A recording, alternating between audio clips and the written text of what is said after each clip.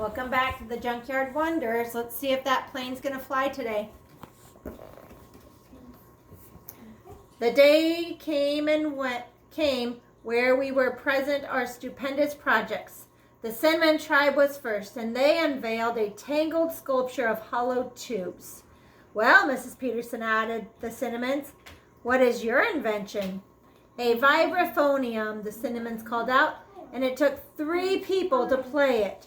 Fabulous! The Almonds made a hanging wall maze full of levers, fulcrums, and counterweights. And when the ball bearings were loaded into the top, they clattered down, bounced, shivered, and jumped as they ran through the maze. Stupendous! And when the Lemons uncovered their device, none of us could figure out what it was. This is perpetual movement. Dallas Schaefer gave his invention a shove. It leaned way forward, ringing bells, pulling at springs, and twisting back and forth. We must have watched that thing for 15 minutes, and it just did not stop. When it was the Vanilla's turn, Gibby pulled the covering off.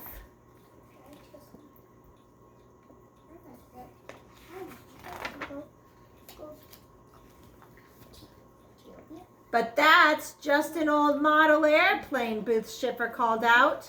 Wrong, Gibby shouted back. This here airplane is going to defy gravity. This baby is going all the way to the moon. Everybody laughed. Mrs. Peterson spoke up. If Gilbert says that it is destined for the moon, I, for one, believe him. Come on, Gibby. Will that thing fly? Someone shouted. Oh, it will fly all right. It flew like a kite off the Putnam's Hill, Jody trumpeted. We had. That was off a hill. For it to fly by itself, though, we need a propulsion unit. He means a motor, I added. And we found the perfect one, but it will take the plane right into the sky. The trouble is, it's expensive. That's when the tribe stepped in, all of them. Mrs. Peterson asked the whole class if they'd help raise money for the motor, and everyone cheered.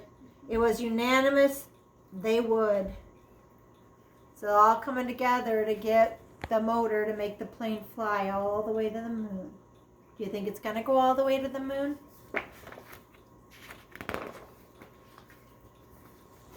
For the next few weeks, all of the moms made cakes and cookies and sold them at the bake sales.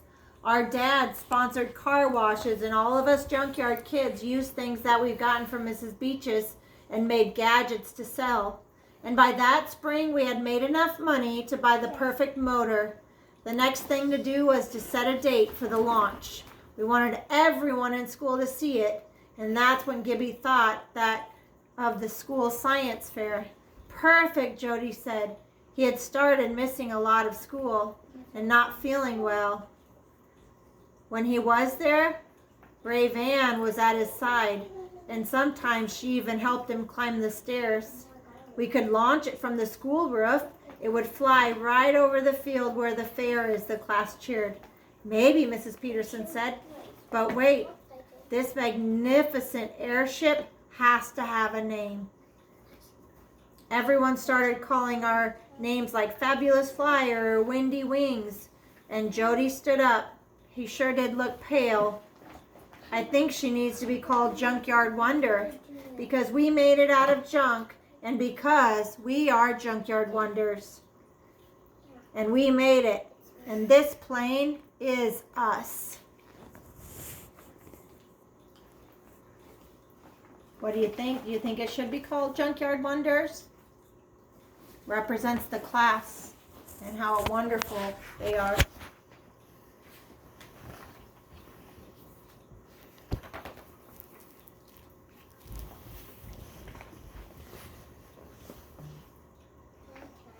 It was just a week later when Mrs. Peterson was late, and she was never late. Her eyes were red, and she looked sad. Please sit down. I have some very bad news. And there was silence.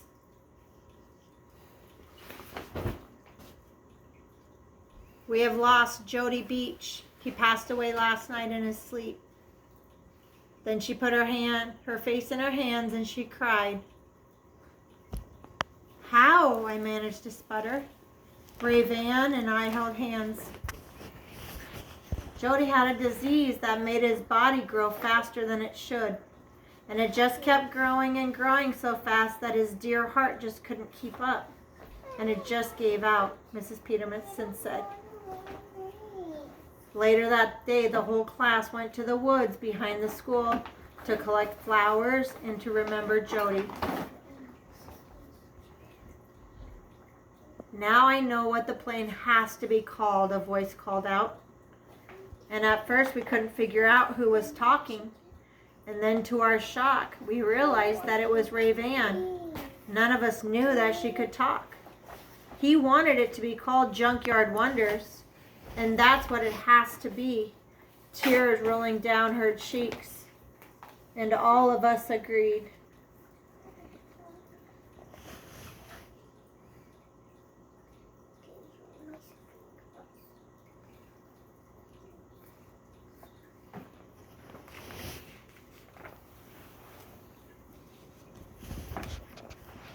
Gibby's dad mounted the motor on the machine and placed it on a table at the back of his workshop. When we saw it, we all gathered around. It was so beautiful. We tried it out more than once from the hill back at Gibby's house. It seemed to work, but would it work from the roof of the school on fair day? And would we even get a chance to try? The stairway to the roof was always locked. And maybe Mr. Weeks, the janitor, could help us get to the roof. I think he will, Mrs. Peterson said, but it will have to be a secret. The day before the fair, we could hardly contain ourselves. Would newspapers be there? Scientists from nearby universities? We huddled together on the playground, chattering about our plans for the launch. Cheese it! Look who's listening, Tom warned. And it was Barton Poole. He'd heard everything. Remember, he was the bully? He leaned into Gibby's face. Your dad wears skirts, he sneered, and no one's allowed to go on the school roof. Got it? No one. And I'm telling the principal about your stupid plans. You think they're going to find a way around it?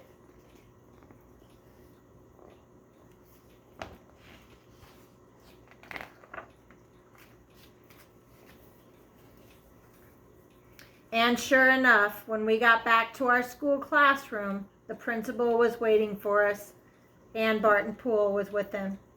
I've been informed that your plans for the science fair, Mrs. Peterson. There will be no launching from the school roof and no fuel-driven airplanes anywhere on the school grounds.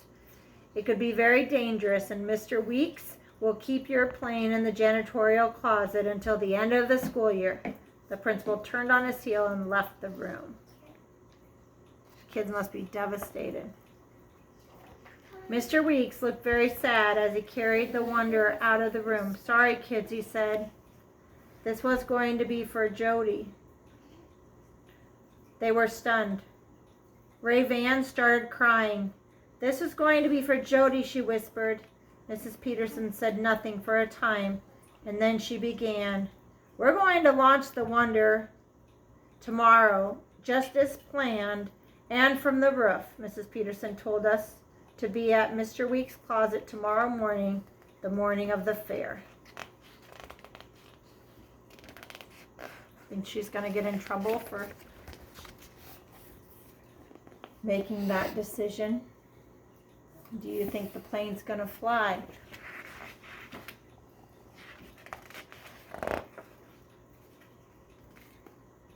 Have to wait until tomorrow.